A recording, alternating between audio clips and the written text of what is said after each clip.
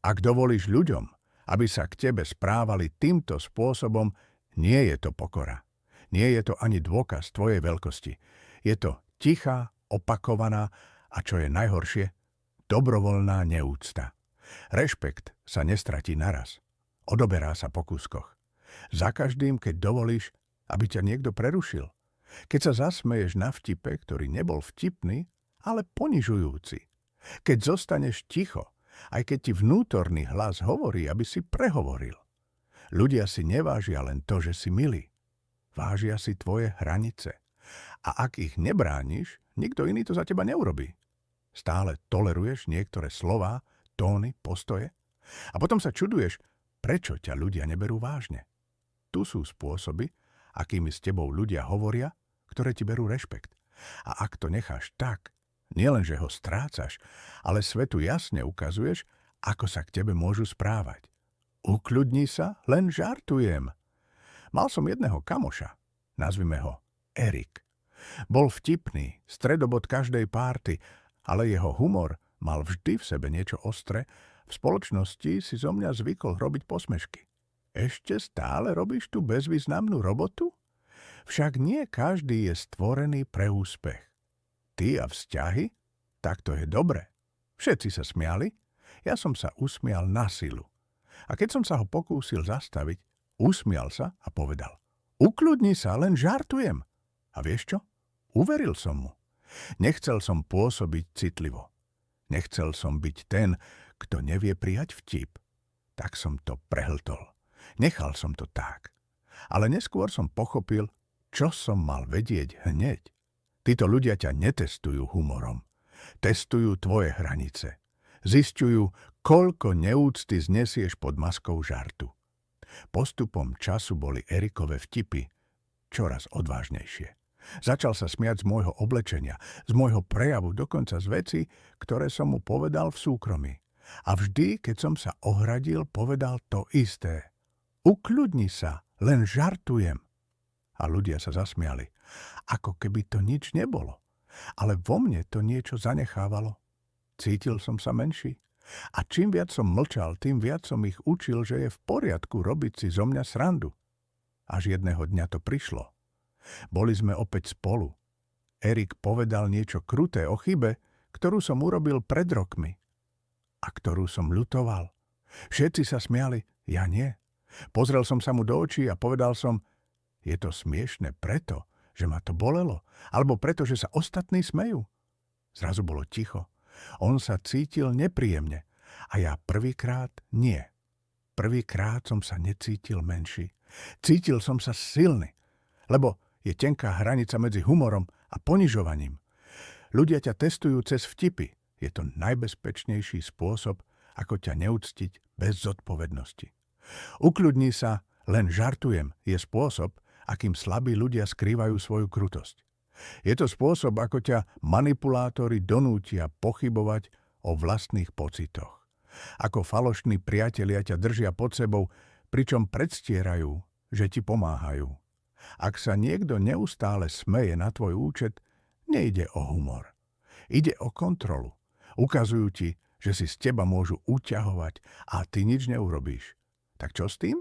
Prehovor. Nastav hranicu. Urobím to nepríjemné. Netreba kričať. Netreba sa hádať. Stačí prestať sa smiať.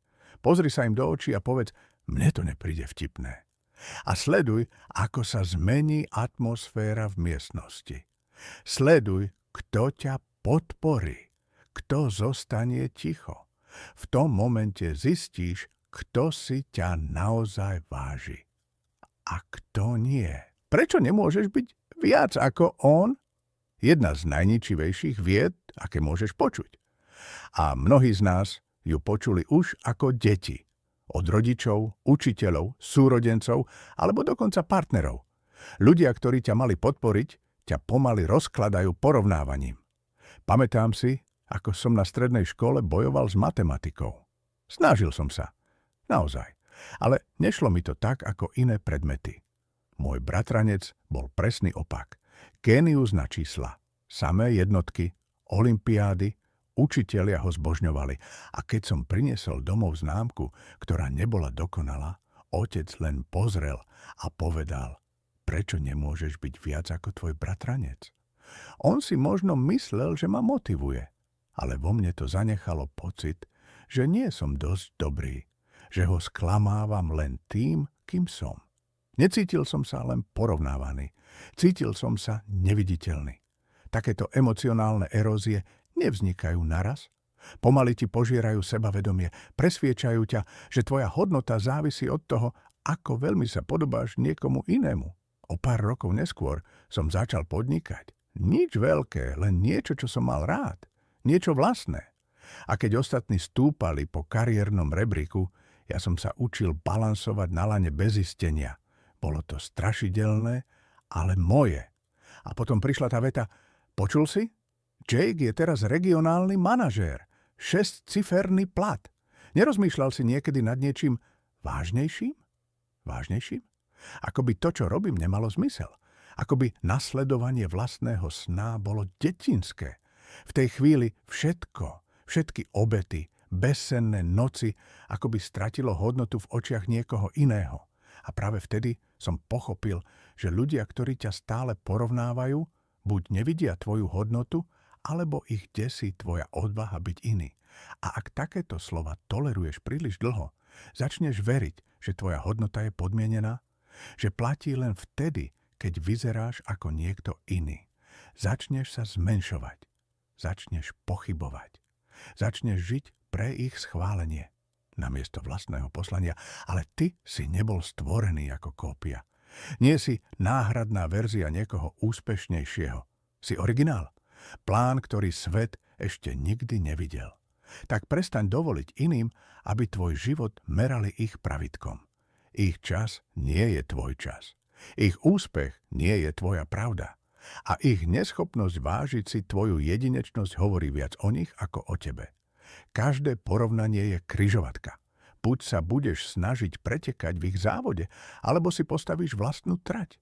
Rešpekt nezískavaš tým, že sa staneš kópiou. Získavaš ho tým, že si tak nezameniteľne svoj, že si ťa nikto nedovolí porovnávať s niekým iným. Keď ťa prerušia a nikto si to ani nevšimne, začína to nenápadne, dlho mlčíš, ale konečne sa odhodláš prehovoriť. Chceš niečo povedať, niečo, čo ti naozaj leží na srdci a práve v tej chvíli ťa niekto preruší. Hlasnejší, rýchlejší, dominantnejší. Tvoj hlas zmizne a s ním aj ten okamih. Usmeješ sa. Možno predstieraš, že si už skončil. Ale vnútri sa cítiš menší, ako keby na tebe nezáležalo. Ako keby tvoje slová boli nepodstatné. Poznám ten pocit až príliš dobre. Spomínam si na jedno stretnutie v mojej prvej práci. Sklenené steny, vôňa kávy a vo vzduchu napätie. Pripravoval som si nápad na kampaň celé dni. Každý už hovoril. Niektoré nápady boli silné, iné priemerné. Konečne prišiel môj čas. Začal som hovoriť. Trochu nervózny, ale nadšený. A v polovici druhej vety ma regionálny manažér prerušil. Jasné, chápem, čo hovoríš, ale tu je lepší nápad. Všetci sa otočili k nemu. Všetko sa zmenilo. Môj nápad sa utopil v hluku. Nikto ma nevyzval, aby som pokračoval, ako keby som ani nehovoril. Po stretnutí ku mne prišiel kolega a povedal: mal si dobrý nápad, mal si hovoriť hlasnejšie. Ako keby problém bol vo mne, ako keby to, že ma prekričali, bola moja chyba. A presne o tom sú skupinové dynamiky. Prerušia ťa a ty máš byť ten, kto sa prispôsobí, hovoriť hlasnejšie, byť drsnejší, naučiť sa skákať do reči. Ale tu je pravda. Rešpekt by nemal závisieť od hlasitosti. Nemal by si musieť bojovať o právo byť vypočutý. Keď ťa niekto neustále prerušuje, nie je to náhoda, je to odkaz. Môj hlas je dôležitejší. Moje myšlienky majú prednosť, tvoje môžu počkať.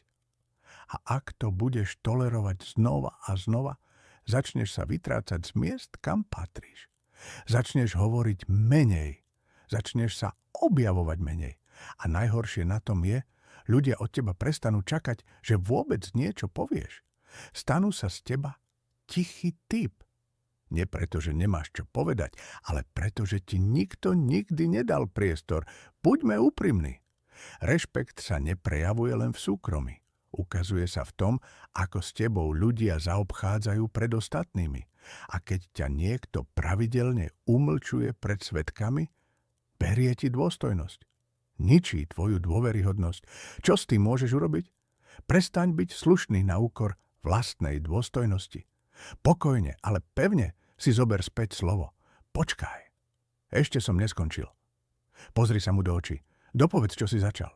A ak niekto nedokáže rešpektovať tvoj hlas, prestaň mu dávať svoje publikum, svoju energiu, svoju lojalitu.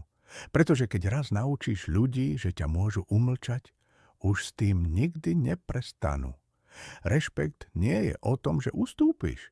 Je o tom, že vieš, čo máš povedať a nedovolíš, aby ti v tom niekto bránil. Tvoj hlas má váhu. Tvoje slová majú zmysel. A ak sa ťa niekto pokúsi umlčať pred ostatnými, pamätaj si, nie si problémový, keď trváš na tom, že chceš byť vypočutý. Si len úprimný. A v svete plnom hluku sú tí, ktorí naozaj počúvajú. Jediný hodný toho, aby počuli aj teba. Sedíš oproti niekomu, komu si veril. Niekomu, kto videl tvoje pády. Niekomu, koho si podržal, keď bol na dne. A teraz, keď konečne robíš niečo pre seba, nájdeš odvahu vysloviť to nahlas. Svoj sen, nápad, cieľ, ktorý ti v hlave horí už celé mesiace, možno roky. A potom príde reakcia. Úškrn, pohrdavý smiech, alebo horšie, ticho. Ticho, ktoré kričí viac než akákoľvek veta. Pamätám si presne ten tón, keď som prvýkrát povedal, chcem rozbehnúť niečo vlastné. Nebolo to nič veľké. Nemal som ešte plán, len túžbu. Hovoril som o malom biznise, niečom kreatívnom. Niečom, čo som cítil ako svoje. Jeden z mojich najbližších kamarátov si odpil z nápoja, oprel sa a povedal, ty? Biznis? Len sa nezosmiešni, kámo. A ostatní sa zasmiali. Nie kruto. Ale rozhodne nie podporujúco. Taký smiech. Ten zostane s tebou. Pamätáš si ho, aj keď už si dávno preč? A ja som sa usmial. Tváril som sa, že to nič nie je. Povedal som, áno, len nápad. Ale keď som prišiel domov, sedel som na posteli a premýšľal, či som sa naozaj nezosmiešnil. Či mali pravdu. A presne o to ide pri výsmechu. Nespôsobí, že prestaneš veriť v svoj sen. Spôsobí, že prestaneš veriť v seba. A najhoršie je, že to často prichádza od ľudí, ktorých si dúfal, že budú hrdí. Ľudia, ktorí poznajú tvoju minulosť, ale odmietajú vidieť tvoju budúcnosť. Ale ty si sa posunul. Už nie si tou osobou, ktorá potrebuje povolenie snívať. Tu je pravda. Ľudia sa vysmievajú tomu, čomu nerozumejú. A ešte viac tomu, čoho sa boja. Oni nevidia tvoje besenné noci. Tvoje hľadania, tvoje obete. Oni vidia len riziko. Nie je dôvod, lebo tvoja odvaha osvetľuje ich komfortnú zónu. A svetlo je nepríjemné, keď príliš dlho sedíš v tme. A tak sa nesmejú preto, že by si nemohol uspieť. Smejú sa preto, že ak uspeješ, budú musieť čeliť faktu, že oni to ani neskúsili, ale tvoj sen nezačal s nimi. A určite s nimi ani neskončí. Mal som ľudí, ktorí sa mi kedysi smiali a neskôr povedali, ja som vedel, že to dáš. Zaujímavé, ako si ľudia prepíšu minulosť, keď uvidia výsledky. Ale vtedy som už vedel. Nepotrebuješ potvrdenie od iných, keď máš vnútorné presvedčenie. Výsmech je lacná mena a ľudia ňou platia, keď si nemôžu dovoliť vieru. Tvoje sny netreba vysvetľovať malým mysliam. Neboli si stvorení na to, aby si sa zmestil do ich krabice strachu. Bol si stvorený na to, aby si prelomil svoje vlastné hranice. Chráň svoje ciele tak, ako chrániš svoj pokoj. Zdieľaj ich len s tými, čo vidia tvoj potenciál, nie tvoju minulosť. Lebo jedného dňa, keď sa tvoje sny stanú skutočnosťou, tí, čo sa smiali, povedia, vždy som ti veril. A ty sa len usmeješ, nie z pýchy, ale preto, že budeš vedieť niečo, čo oni nikdy nepochopili. Výsmech je hlučný, ale úspech je ešte hlasnejší. Hovoria o tebe v tretej osobe, hoci sedíš hneď vedľa. Je to veľmi špecifický druh neúcty. Nezahrňa krik, urážky, ani zvýšený hlas. Je tichá, jemná, ale zabolí rovnako.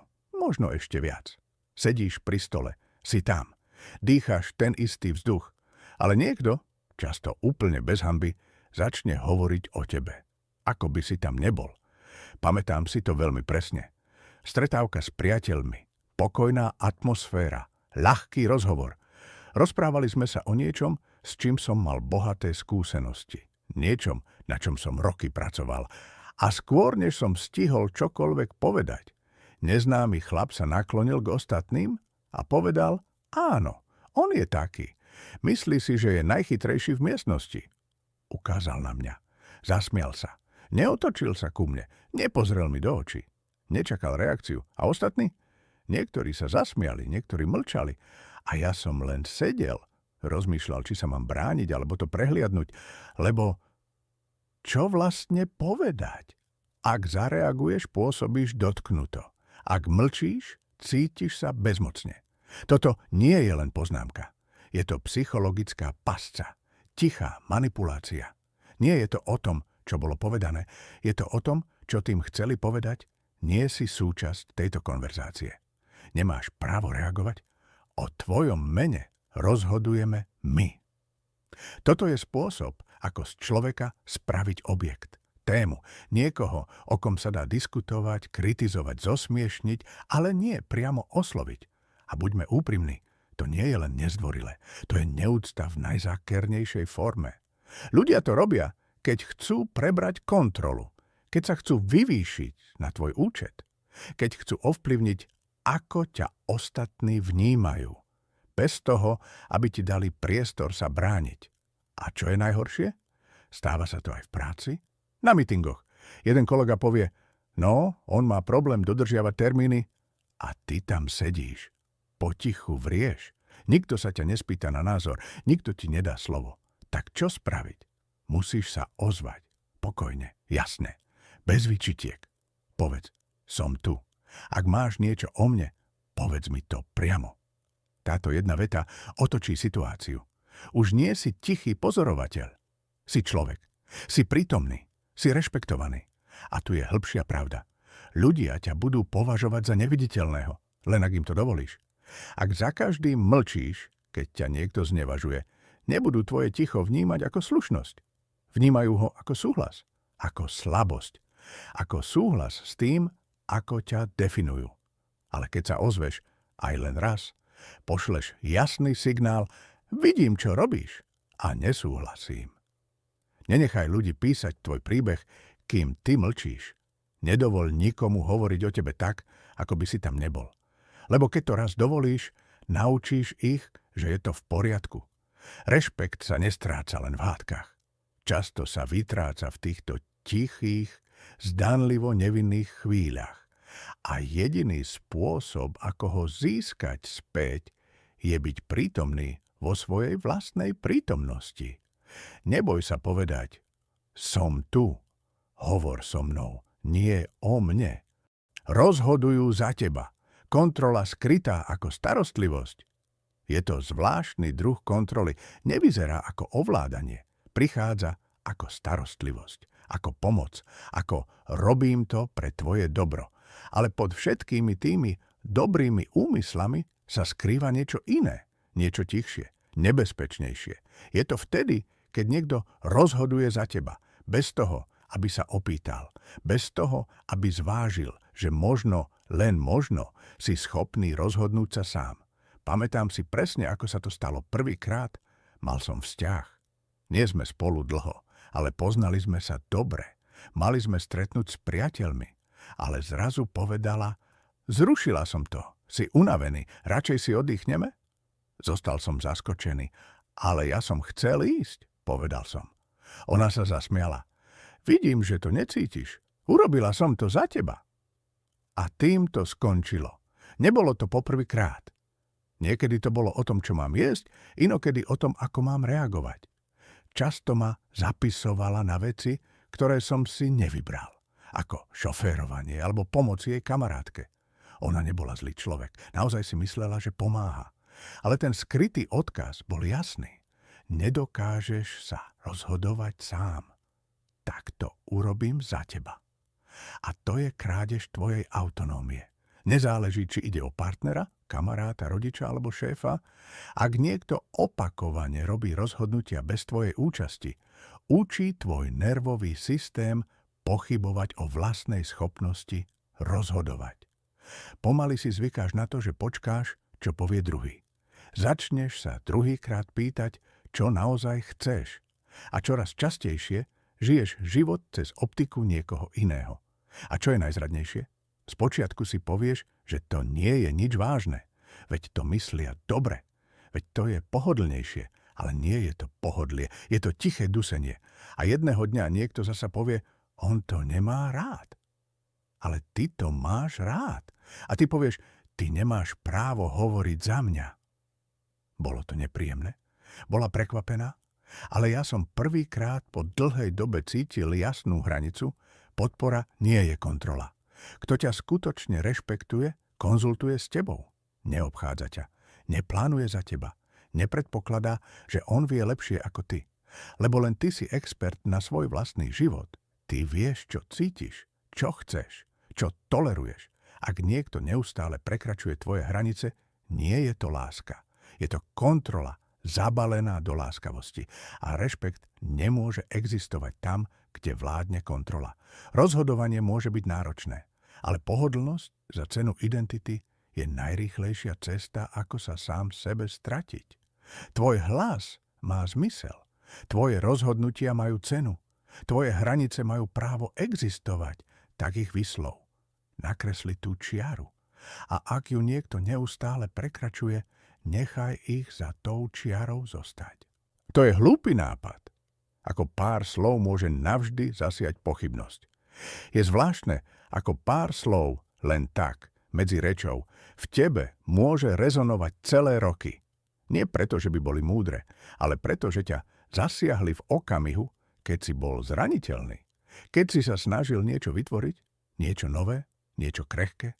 Mal som 19, čerstvo po strednej.